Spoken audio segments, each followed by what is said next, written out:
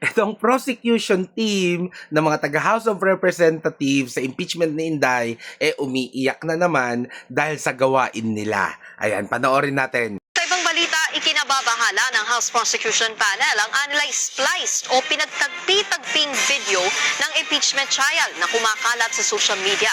Ayon sa tagapagsalita nilang si Ace Barber, sumulat na sila kay Impeachment Presiding Officer Chis Escudero para ipapatid ang issue. Nag-ugat ito sa ipinost na video ni Senator Judge Pia Cayetano sa social media nitong Biyernes. Sa video, ipinapalabas na hindi nakasagot si House Prosecutor Chel Jokno sa tanong ni Senator Judge Alan Peter Cayetano. Ipinapakita nitong nag-aakusa na ang prosekusyon kahit hindi pa umano sigurado ang mga ebidensya laban sa bise. Pero buwelta dyan ni Jokno, walang konteksto ang video.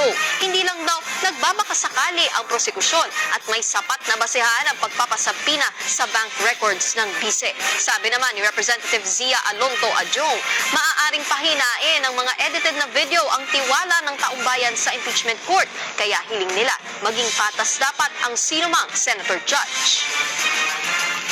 Ang impeachment trial ay hindi dapat husgahan batay sa ilang segundo ng video. Mas mahalaga na makita ng buong publiko kung ano ang kabuuan ng proceedings upang sila mismo makabuo ng kanilang opinyon at patas at tamang pangunawa. As public officials, we all share the responsibility of strengthening, not weakening public confidence in our institutions.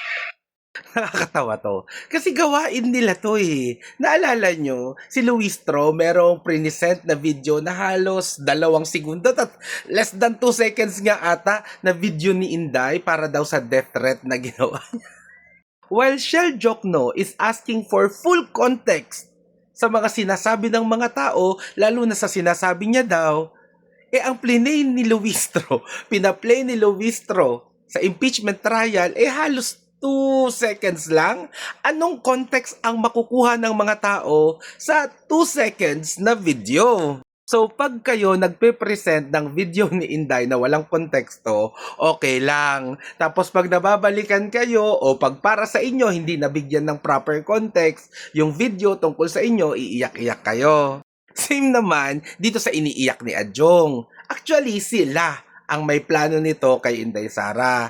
They want to lessen the trust o gusto nilang ipahiya o bawasan ang tiwala ng mga tao kay Inday Sara using this mga short clips na walang mga konteksto tungkol sa mga sinasabi ni Inday. 'Di ba? Pinalabas nyo yung sinuntok ni Inday, yung sheriff, without even going to the context bakit yon nangyari. It was Bongo who told the people kung ano ang nangyari doon. Even itong mga kinukuha at pinipresenta yung witnesses. Noong tinanong kung pinanood ba o inalam ba yung buong konteksto, kung bakit yun sinabi ni Inday, o pinanood man lang yung buong video, may mga nagsasabing hindi pa nila pinapanood yung buong video at hindi nila alam yung context. So, gawain nyo to.